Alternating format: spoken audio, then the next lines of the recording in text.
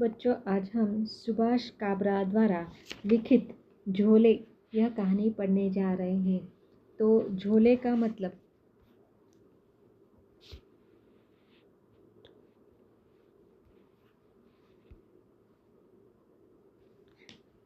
हमें क्या लेना है, यह हम कथासार में देख रहे हैं। देखिए, उसे ही व्यंग्यसार कहा गया है। इसके पहले हम जो हमारे सुभाष काबरा जी है उनका परिचय देख लेते हैं। सुभाष काबरा एक हास्य कवि, साहित्यकार और मंच संचालक है। उनका जन्म अकोला, महाराष्ट्र में सन 1955 में हुआ था। स्नातक की शिक्षा उन्होंने LRT college of commerce Akola में पूरी करने के बाद वे बम्बई में कई टेलीविज़न शोज, रेडियो कार्यक्रम और कवि सम्मेलनों का सफल संचालन करते आए थे। और उनकी काफ़ी सारी किताबें जो है वह प्रकाशित हुई है और उन्हें उनका सम्मान भी प्राप्त हुआ है। तो उनका ये जो झोले, यह व्यंग्य कहानी है या एक तरह से रचना है। इस रचना में क्या है, इसका सार हम देखते हैं। देखिए, प्रस्तुत व्यंग्य में सुभाष काबरा ने 50 के पार के आम इंसान की पीड़ा को व्यक्त किया है। यानी जिनकी उम्र 50 साल के ऊपर है, वे लोग किस तरह अपने जीवन में अनुभव करते हैं। और परिवार में देखिए, पत्नी से सहयोग तथा साथ की कामना करने वाला अधेड़ इस उम्र में अपने ही घर में अपनी पसंद के खाने तक को तरस जाता है। उसे बहुत याद आते हैं अपनी माँ के हाथ के आलू के पराठे और आलू की सब्जी के साथ कैरी का सरसों के तेल वाला अचार। लेकिन कभी अभी तक यादों से ही पेट भर देने वाले किसी चमत्कार का आविष्कार हुआ ही नहीं।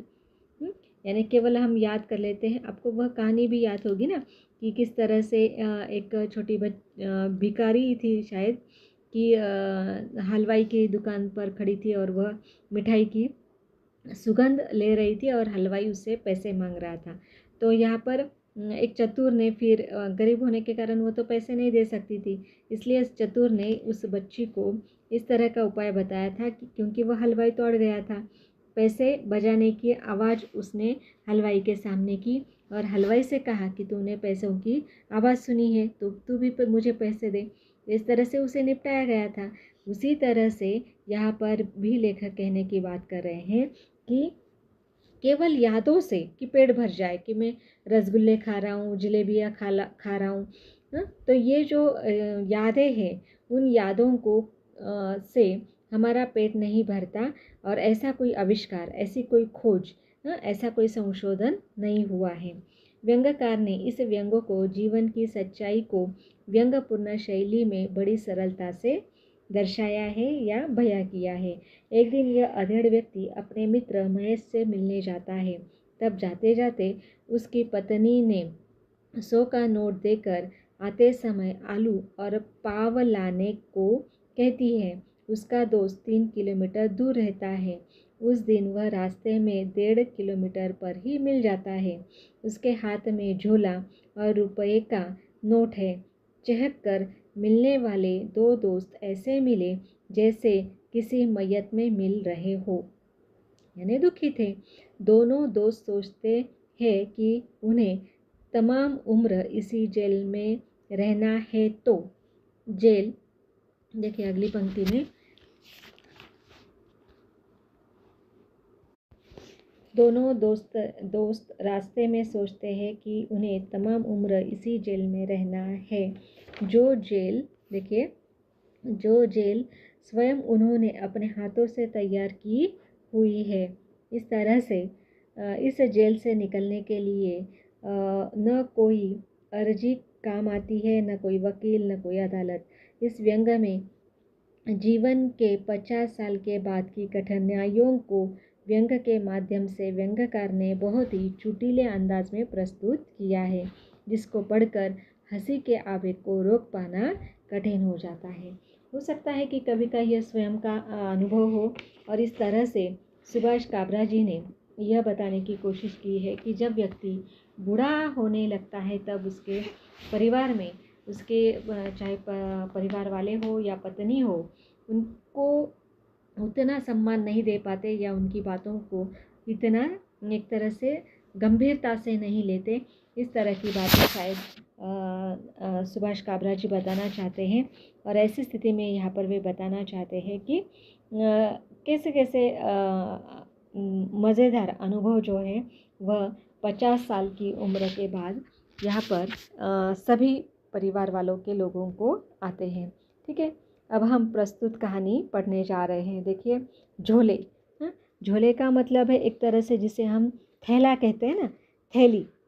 लेकिन इतनी सारी थैलियाँ होती है इसलिए इसे कहा गया है झोला, क्योंकि एक जिम्मेदार व्यक्ति या जिम्मेदारी को निभाते निभाते हर जब भी जो संसारी व्यक्ति है वह जब बाहर निकलता है तो उसे अपनी परिवार की ज़रूरतों को पूरा करने के लिए कोई ना कोई चीज़ें मंगवानी पड़ती है, चाहे वह किराना हो या हर कोई ज़रूरत की वस्तु हो, चाहे वह बच्चे हो या परिवार के सदस्य हो, तो उन्हें झूला ये लटकाना ही पड़ता है और अपनी ज़रूरतों को पूरा करना पड़ता है। और वह एक तरह से मानो काम में ही लगा रहता है। एक नौकर की तरह उसे काम ही करना पड़ता है और झोलों को जो वहन है झोलों का निभाना ही पड़ता है। देखिए, 50 के पार का पुरुष 2 पाटों के बीच साबुत बना रहे तो कामना करने वाला एक असह्य प्राणी होता है।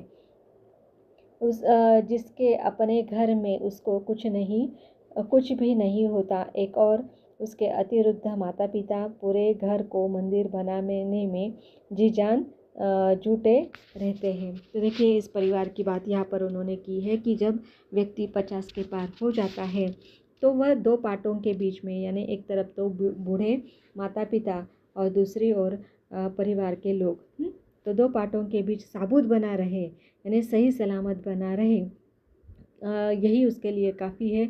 और वह प्राणी जो है वह यही कामना, यही इच्छा करता है। उसके अपने घर में उसका कुछ भी नहीं होता। देखिए, उसका अपना कुछ नहीं होता। माता पिता पूरे घर को मंदिर बनाने का प्रयास करते रहते हैं, तो दूसरी ओर अति युवा पुत्र पुत्रियाँ पूरे घर को क्लब हाउस या मिनी थिएटर में को पूरी तरह से बदल देने के लिए जी तोड़ कोशिशें करते रहते हैं। तो ये हर घर का चित्र है, यह हर घर की कहानी है। अपनी चोटी और कान की बालियाँ नौजवानों को सौंपकर पुरुषों की तरह व्यवहार करती हुई बेटियाँ और घर के संस्कारों को अपने विदेशी जूतों से रात दिन रोनते रहने वाले बेटों के साथ गुजारा करना कोई हंसी खेल नहीं होता। देखिए, इसे ही जनरेशन गैप कहा जाता है ना, कि एक तरफ तो बूढ़े माता पिता हैं, उनके संस्कार है, और दूसरी तरफ उनके आधुनिक युग में पढ़े भले बच्चों के जो संस्कार है या उनका जो रहन सहन है, उनके जो विचार है, उनमें रहना ये बहुत बड़ी समस्या है। ये घर, इस घर की जिम्मेदार बेटे को हर रोज़ खेलना पड़ता है, यानी झेलना पड़ता है। कभी मन महसूस कर, कभी अकेले में आंसू बहा कर, तो कभी सुनी निगाहों से उन अपनों के चेहरे निहार निहार कर 2 पीढ़ियों के बीच त्रिशंक बना ये असह्य सोचता है कि सहायता की गुहार किससे लगाऊं। कानों में गूंजते हैं विवाह के 7 वचन। पत्नी ने भी तो हर सुख दुख में साथ निभाने की कसम खाई थी।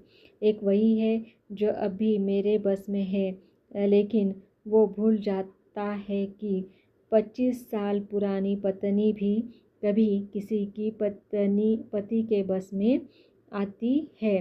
पत्नी बेमन से पति का सारा प्रलाप सुनने के बाद लापरवाही से अपना सिर झटकती है, यानी वह भी जानती है कि ना तो उसके सास ससुर और ना ही बच्चे उनके सुनने वाले हैं, इसलिए वह अपनी जिम्मेदारी एक तरह से अपने सिर से हटा देती है और समस्याओं को सुलझाने की बजाय कुछ ज़्यादा उलझा देती है। बूढ़े माता पिता को वृद्धाश्रम भेज देने की नेक सलाह देती है, तो पड़ोसियों के ठाट बाट का हवाला दे देकर बच्चों के लिए घर में ही एक मिनी बार बनाने का प्रस्ताव भी रख देती है। पति को पहली बार पता चलता है कि आंखों के आगे अंधेरा छाने वाली कहावत किस माहौल में बनी होगी। पति की हर बात पत्नी के नकारे न कागने में तूती की आवाज़ बनकर रह जाती है। अंदाज तो बरसों से था, पर यह साबित हो जाता है कि पत्नी की नज़रों में वह केवल एक अनपढ़, गंवार और अधेड़ रह गया है, जिसे न ढंग से जीना आता है, न ही ज़माने के साथ चलना आता है। तो देखिए, इस तरह से स्पष्ट किया गया है कि जो नई पीढ़ी है, इस नई पीढ़ी के साथ साथ पत्नी का जो यहाँ पर जिम्मेदारी है, वह पत्नी अपने पति से पूरे करने की कामना रखती है। और इसमें वह पति जब खरा नहीं उतरता तो वह उसे एक तरह से अनपढ़, गंवारा समझकर एक जिसे हम कहेंगे कि उसको नज़रअंदाज करने की स्थिति में है। पत्नी से संयोग और साथ की कामना रखने वाले ये अधेड़ इस उम्र में अपने ही घर में अपनी पसंद के खाने को तरस जाता है। और एक बिल्कुल छोटा सा उदाहरण देकर बताया गया है, अगले पेज पर हम जा रहे हैं, कि किस तरह से ये जो व्यक्ति है वह अपने ही घर में अपनी पसंद की चीज़ तक उसे नसीब नहीं हो रही। इतने बुरे हालात तो संघर्ष के दिनों में भी नहीं थे जो आज हो गए हैं। सुबह शाम उसके सामने या तो माँ बाबूजी के लिए बनाया गया दलिया परोसा जाता है या बच्चों के लिए बनाया गया बर्गर। दोनों को देखकर आत्मा इतनी तृप्त हो जाती है कि पेट तृप्त करने की इच्छा भी मर जाती है और भूख भी। बच्चों से पूछा जाता है, बूढ़ों से भी बेमन से राय ले ली जाती है, लेकिन इस गरीब की गिनती न 3 में आती है न 13 में। इसे दोनों वक्त केवल बना हुआ खाना खाने का अधिकार है, ये बताने का नहीं कि क्या बनाना है। बहुत याद आती है माँ के हाथ के आलू के पराठे और मेथी आलू की सब्जी के साथ कैरी का सरसों के तेल वाला अचार। लेकिन क्या करें, तो इस तरह से माँ के बनाए हुए व्यंजन उन्हें याद आते हैं और वह चाहते हैं कि वही उन्हें खाने को मिले, लेकिन ऐसा नहीं मिलता। या तो उन्हें गला हुआ दलिया मिलता है, यानी जिसे हम कहेंगे कि चावल को बहुत गला कर पकाया गया हो, या बच्चों के लिए बनाया गया बर्गर।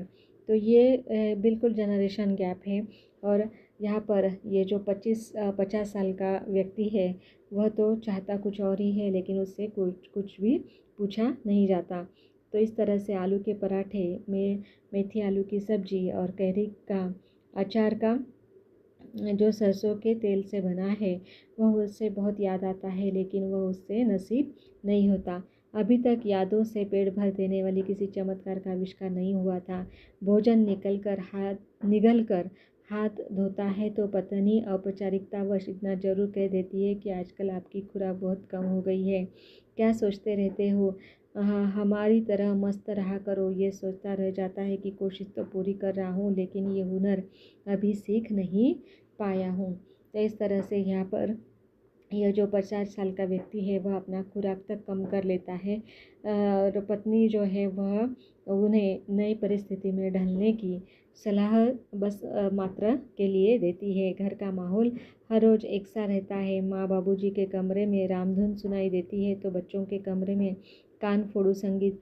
दोनों का संगम किसी तीसरी दुनिया का प्रतिनिधित्व करने वाला लगता है। पुरुष सोचता है कि वो दिन कब आएगा जब मेरे पुराने कर्णप्रिय और अर्थपूर्ण गाने भी पल दो पल सुन जाऊंगा।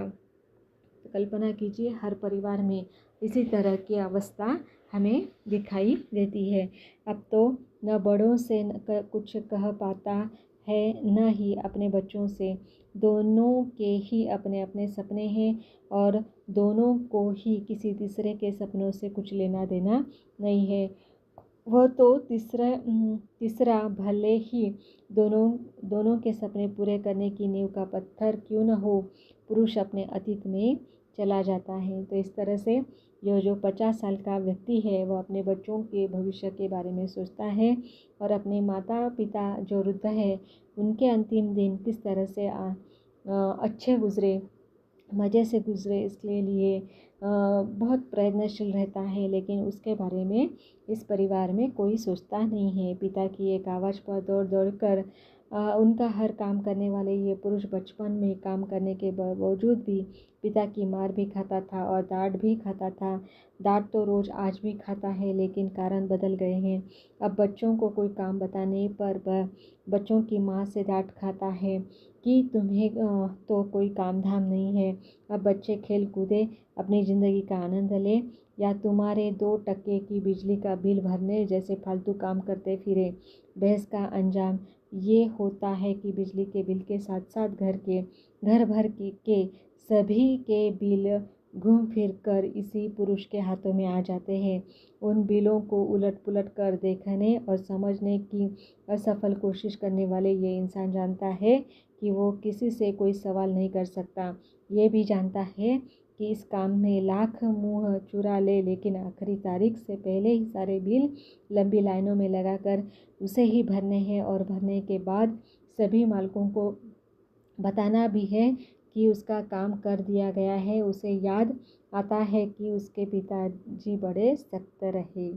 देखिए यहाँ पर कुछ गलत हो रहा है कि किस तरह से यहाँ पर जो भी इस परिवार के काम हैं उसके बिल इस परिवार के मुखिया को ही करने पड़ रहे हैं, और इसके लिए यह जो पत्नी है या इन बच्चों की जो माँ है वह भी अपने बच्चों को जिम्मेदारी का एहसास अभी नहीं कराना चाहती। तो ये यहाँ पर थोड़ी गलती हमें दिखाई देती है। लेकिन यहाँ पर वह जो 50 साल का व्यक्ति है वह कहता है कि उस दौर में उसके पिताजी बड़े सख्त थे और उन्हें बहुत सारे काम करने पड़ते थे। माँ सरल पर बाहर से आने वाली थोड़ी डांट के बाद शिकंजी तो मिल ही जाती थी। अब तो कुछ ठंडे पानी के लिए फ्रिज खोलो तो आवाज़ से पहले ही आ जाती है कि बोतलें भर कर रख देना, बच्चों को ठंडा पानी कम पड़ जाएगा। सुनकर पानी पानी हो जाता है। ये पुरुष की इतना सम्मान लूँ कैसे और इसे रखूँ कहाँ पर? प्रश्न चिन्ह।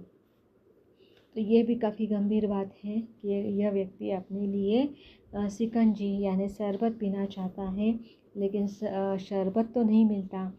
लेकिन वह फ्रिज का ठंडा पानी पीने जब जाता है और जब भी फ्रिज का दरवाजे की आवाज़ आता है तो पत्नी उन्हें काम बता देती है कि बच्चों के लिए ठंडा पानी भर कर रख देना। अपने होम स्वीट होम में कभी फुर्सत की घड़ियों में अपनी जमा पूंजी और पी या भूख देखकर क्षण भर खुश होना चाहता है, तभी साथ वाले कमरे से माँ बाबूजी का फरमान आ जाता है कि सुन इधर आ, देख सुधा वाले लड़के की शादी है, परिवार का मामला है, तुझे जाना ही है, तैयारी कर ले। माँ ये कहकर एक लिस्ट थमा देती है कि ये सब समय समय पर ज़रूर कर दियो, चुकियो मत, नहीं तो बड़ी बदनामी होगी। कमरे में आकर हिसाब लगाता है तो पता चलता है कि चोट लाख रुपए से कम नहीं है। पेशानी पर पसीना आ जाता है। पासबुक उल्टी कर के सोचता कि हर बार में ही क्यों, आखिर ये खुद को धोखा देने जैसा ही है, कौन जाएगा। माँ बाबूजी बीमार और वृद्ध, बच्चे ओवर बिजी जो सुधा को भी नहीं पहचानते, तो सुधा के बच्चों में क्या रुचि लेंगे। छोटे भाई से दिमाग लगाकर कोई फ़ायदा नहीं। अव्वल तो वो मानेगा नहीं, भूल से मान भी गया तो उसकी पत्नी उसे जाने नहीं देगी। वो हमेशा से यही मानती है कि घर की बड़ी जिम्मेदारी हमेशा घर के बड़े बेटे को उठानी चाहिए और छोटे भाई की मजाल नहीं कि वाचाल पत्नी के आगे चुभी कर सके। छोटा भाई भी वैसा ही है, जोरू का गुलाम। वो तो माँ की बात भी नहीं मानेगा, क्योंकि जो मर्द पहली रात से ही अपनी पत्नी की पाजेब में उलझ जाते हैं उन्हें ज़िंदगी भर अपनी माँ का मंगलसूत्र दिखाई नहीं देता। छोटा भी उन्हीं लोगों में से है। पत्नी से यह आर्थिक संकट की चर्चा करना है तो वो अपने हाथ खड़े कर देती है। तो इस तरह से यहाँ पर स्पष्ट है कि इस परिवार का जो मुखिया है उसे काफ़ी सारी जिम्मेदारियों को भी निभाना पड़ता है। कहती है इस मामले में मैं तुम्हारी मदद नहीं कर सकती। ज़िंदगी भर कोई प्लानिंग तुमसे हुई नहीं। अपने ऑफिस के लोगों को देखो कैसे टेम्पो चल रहे हैं। किसी ने बेटे को पेट्रोल पंप खुलवा दिया है। मेरे नसीब में हर महीने गिने चुने रुपये लिखे हैं। कैसे मन मारकर घर चला रही हूँ ये मेरा दिल जानता है। जाते जाते ताना भी छोड़ जाती है कि तुम्हारी इसी दंड फंद की वजह से मैं पिछले 3 सालों से अपने मैके तक नहीं जा पाई हूँ। मेरे मम्मी पापा बेचारे यहाँ आकर एक महीने रह गए, लेकिन मेरा मैके जाना नहीं हो पाया। ये पतिदेव सोचते रह जाते हैं कि मतलब तो मिलने से है ना, रह गए या वो आ गए, बात एक ही है ना। लेकिन वो जानता है कि दुनिया में कुछ दिमाग ऐसे ही है जिन्हें समझने की कोशिश करना खुद पागल होने की दशा में उठाया गया कदम होता है। पत्नी हर रोज़ उससे सवाल पूछती है कि तुम्हें क्या हो गया है, प्रश्न चिन्ह। इस तरह से जिम्मेदारियों के या परिवार के असमंजस की स्थिति में रहने वाले लोगों के कारण यहाँ पर यह जो मुखिया है वह काफ़ी परेशान है। लेकिन इनसे उलझना वह एक तरह से पागलपन मानता है और अपने जिम्मेदारियों को वह निभाता जाता है। और इस पुरुष का सवाल उसके होठों तक अटक जाता है कि तुम्हें सिर्फ क्या हो गया है अर्धांगिनी? जिन बच्चों का बड़ा करने में हमने साथ साथ मन दिया, वो तुम्हारा मन बच्चों के बड़े होते ही इतना कैसे बदल गया? मन क्या केवल बच्चों का ही होता है?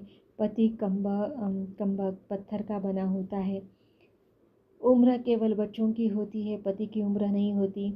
सब अपने हैं तो आदर की उम्मीद नहीं होती, लेकिन कदम पदक कर अनादर भी तो इंसान को तोड़ देता है। माँ बाबूजी फिर पुकार लगाते हैं तो पुरुष सिर्फ हिसाब लगाने बैठ जाता है। वह अचानक वाला खर्च किसे मांगूं, कहाँ जाऊँ, कितना कमाया उम्र भर, लेकिन इस मोड़ पर आकर कम क्यों लग रहा है? इन सवालों के जवाब नहीं मिलती है तो केवल बेचैनी, घबराहट, तनाव।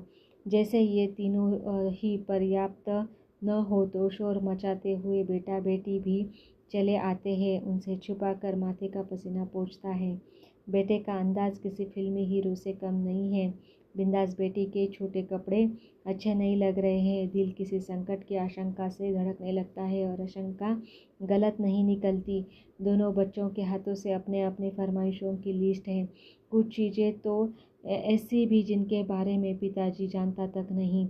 ये फरमाइशें नहीं जिसे आदेश ही मानना पड़ेगा, क्योंकि बच्चों के ठीक पीछे कमर पर हाथ रखकर बच्चों की माँ खड़ी है और बच्चों के ये बाप इसी तरह जानता है कि बात न मानने पर ये औरत मेरे माता पिता को बाहर का रास्ता दिखा सकती है और मेरा इस घर में रहना मुश्किल भी कर सकती है। बच्चे अपने अपने हिस्से का दाम लेकर चले जाते हैं। 5 फुट 5 इंच के ये पुरुष सिकुड़ कर कुछ और छोटा हो जाता है। परेशान है, पता ही नहीं चलता कि दर्द कहाँ का और कितना कितना हो रहा है। पत्नी को आवाज़ लगाता है और दीवारों से टकरा कर लौट आती है। उसके पास पति की देखभाल के अलावा भी 50 काम होते हैं जो ज़्यादा महत्वपूर्ण होते हैं। पुरुष अंदाज से दवा की गोली खाता है। कुछ दूर गाना बज रहा है, चल अकेला चल। पुरुष सोचता है कि कोई सुन रहा है तो अकेला चलूं। महेश से मिलाऊं, बचपन का दोस्त है और मुसीबतों में दोस्त ही दोस्त के काम आता है। चप्पल पहनकर घर से बाहर निकलता है तो पत्नी चिल्लाकर रोक देती है और कहती है कि बाहर निकलो तो बता दिया करो। ये लो 100 का नोट और झोला। आते समय आलू और पाव लेते आना। आज बच्चों का पाव भाजी खाने का मन है और जल्दी लौटना। गपशप में मत बैठ जाना। जाती हुई पत्नी को देखकर पुरुष को विश्वास नहीं होता कि ये औरत है जो कभी मेरा चेहरा देखकर मेरी वेदना पढ़ लेती थी। किसी ने सच ही कहा है कि समय के बदलते देर नहीं लगती। पुरुष हिम्मत कर के बाहर निकलता तो है, लेकिन काँप रहा है, पसीना आ रहा है, पैर उठ नहीं रहे हैं। विचार करता है कि महेश का घर पहुंच भी जाऊंगा या नहीं। रमेश का घर तो 3 किलोमीटर दूर है, लेकिन उसकी नौबत नहीं आती। ठीक 1.5 किलोमीटर पर महेश मिल जाता है। उसके हाथ में भी एक झोला और 100 रुपये का नोट है। जाकर गले मिलने वाले दो दोस्त ऐसे मिलते हैं जैसे किसी मैयत में मिल रहे हो, उदास खामोश। दोनों चुपचाप एक बेंच पर बैठ जाते हैं। लंबी चुप्पी के बाद कुछ एक बोलना चाहता है तो दूसरे उसे टोक देता है, रहने दे यार, मैं समझ गया। थोड़ी देर तक खामोशी के बाद प्रस्ताव आता है कि हम दोनों कहीं भाग चले क्या। ये एक पुरुष दूसरे पुरुष का प्रस्ताव है, विडंबना है, पराकाष्ठा है। तय ये पाया जाता है कि दोनों कहीं भाग नहीं सकते, दोनों को ही तमाम उम्र इसी जेल में रहना है, जो जेल दोनों के ही बड़े शौक से अपने ही हाथों से अपने के लिए ही तैयार की गई है। इस जेल से निकलने के लिए ना कोई अर्जी आती है, ना कोई वकील है और ना ही कोई अदालत। दोनों महसूस करते हैं कि बाकी तो जो है सो है, लेकिन बड़े बूढ़े कहते थे कि जान है तो जहान है। तबीयत में लापरवाही ठीक नहीं। हमें और कौन डॉक्टर के यहाँ ले जाएगा। चल, हम दोनों एक दूसरे के लिए चलते हैं। दोनों दोस्त जब डॉक्टर के क्लिनिक से बाहर निकलते हैं तो कुछ और अमीर हो जाते हैं। अब दोनों के पास बीपी है, शुगर भी है। डॉक्टर ने कहा है कि ज़्यादा चिंता करोगे तो दिमाग पर असर पड़ सकता है। दोनों सोचते हैं कि ये दिमाग नाम की चीज़ नहीं होती तो अच्छा होता। कोई हमारे बारे में नहीं सोचता, हम भी सबके बारे में सोचने से बच जाते।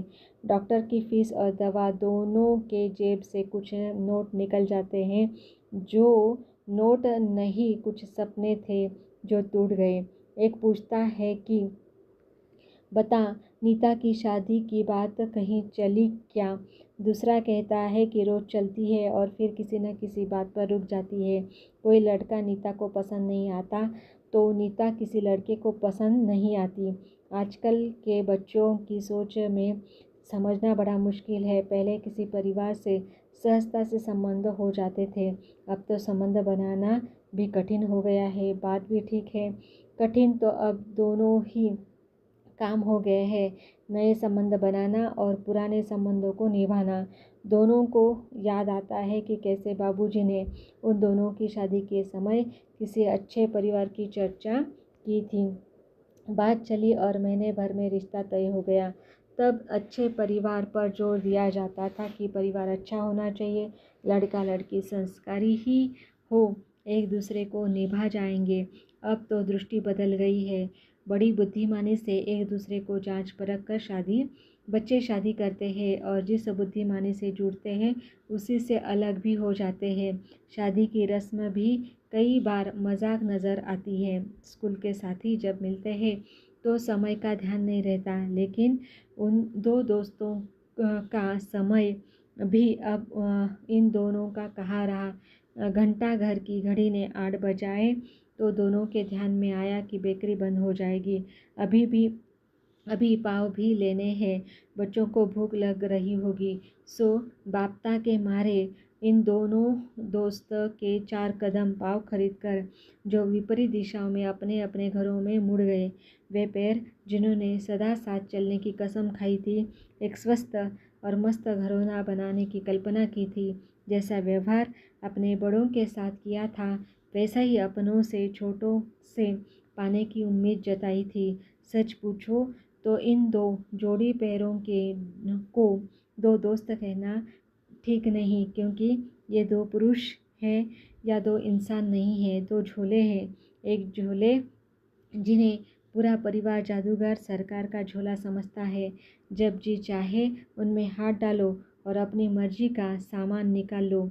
ये इनकार नहीं करेंगे, बहस भी नहीं करेंगे, लेकिन ये जानते हैं कि इनका जन्म ही इसी काम के लिए हुआ है। हाँ, एक इच्छा दोनों की मरते दम तक रहती है कि यदि ये पुराने झोले कभी किसी को रास्ते में नज़र आए तो वो भला मानुस गलती से भी इन झोलों में कुछ डाल न दे। ये स्वाभिमानी झोले हैं, उन्होंने सदा दूसरों को कुछ न कुछ दिया है, कभी किसी से कुछ लिया नहीं है।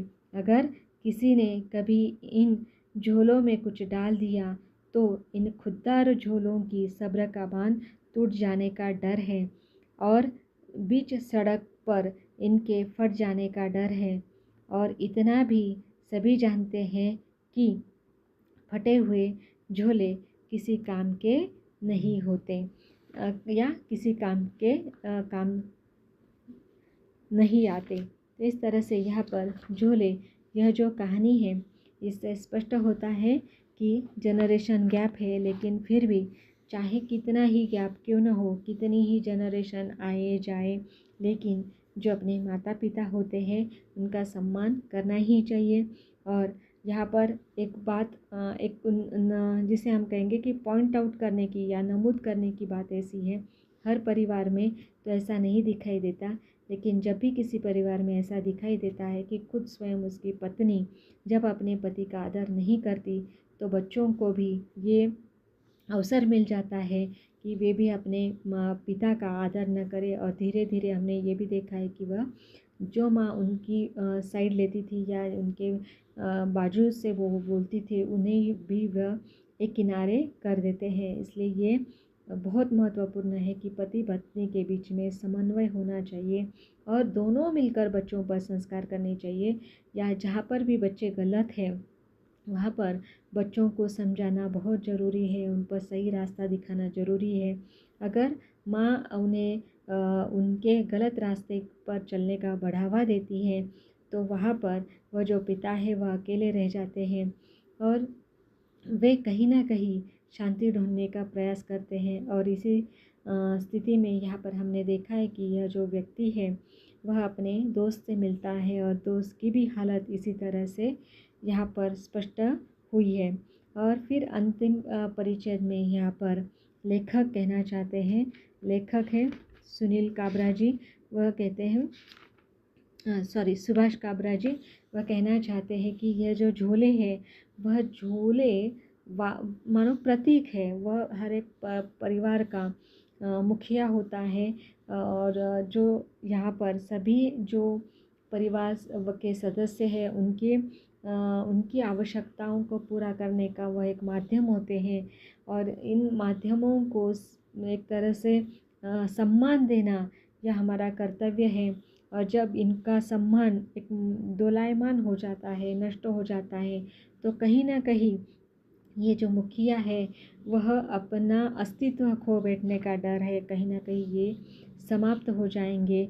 और इसलिए यहाँ पर जब वे एक तरह से अनफिट हो जाएंगे, जब वे बूढ़े हो जाएंगे, तो यह जो फटे हुए झोले हैं वह आपके काम नहीं आएंगे।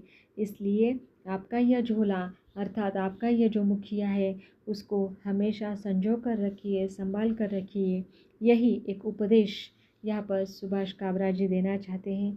बहुत ही मार्मिक इस तरह की यह कहानी है और इस कहानी को हमारी नई पीढ़ी तक पहुंचाने का सफल प्रयास, यह जो संस्कार देने का जो प्रयास है वह काफ़ी हद तक मेरे ख्याल से पूरा हुआ है। और सुभाष काबरा जी इसमें बिल्कुल सफल होंगे कि समाज की जो ये स्थिति है वह कहीं ना कहीं बदलनी ज़रूरी है और बदलेगी इस कहानी को लेकर। धन्यवाद।